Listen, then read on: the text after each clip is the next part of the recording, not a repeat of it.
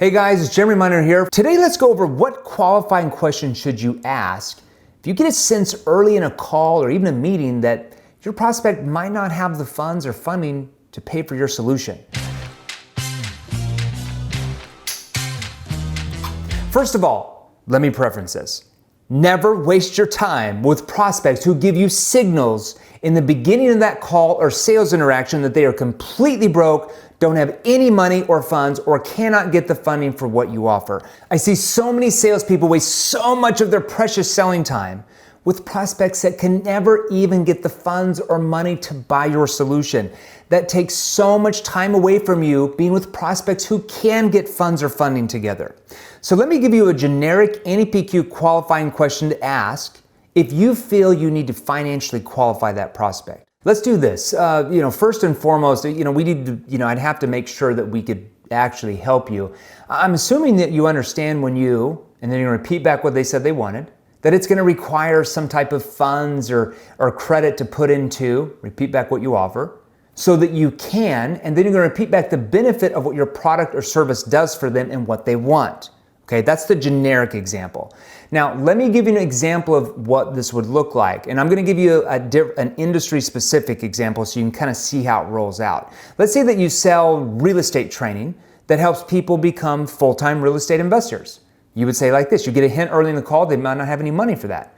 Well, Amy, let's do this. First and foremost, we need to make sure we could actually help you. I'm assuming you understand when you start your own, real estate business, it's going to require, capital or credit to put into the right training to have the skills so that you can actually scale your real estate. So with your situation, like what type of funding or credit do you have to put into your business so that you can make more money? Now, if they come back and they say, well, I don't have any money, you would simply say this, and whatever your product costs, you would just put it in there. Okay, well with this training, you're going to need to put in around 10 or 11,000 or so when you start to get the right training to make sure that you're profitable in your real estate business like starting out. Is that something you can come up with if it fits into what you're looking for? Now, if they say no, you then can give them some options your other clients do to get that funding. And here's what that might look like. Once again, plug in what you sell to the same formula. You can say something like this. Well, what I can do if it helps you is I can show you what other clients do if they don't have the funding to get into the training so they can scale the real estate business. And you'll just have to see if you can get the funds together, if you're wanting to leave your job and really make more money with more properties. Notice how I repeated back what they wanted. Now notice what I also did. I tied in them getting the funding and the money together gets them what they want. Now, if they can't get the money together, they don't get what they want. Do you see how we're tying in the money and them getting the result they want?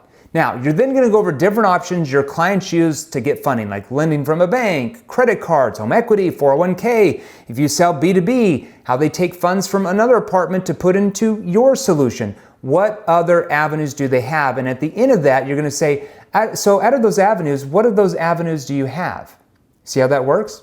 Now, let me be clear. If you want to make hundreds of thousands of dollars a year or more in commissions as a sales professional, take it to the bank. Never waste your time with prospects who give you signals in the beginning of that call or interaction that they're completely broke, homeless, don't have a job, or if you sold B2B, cannot get funding together from another department for your solution.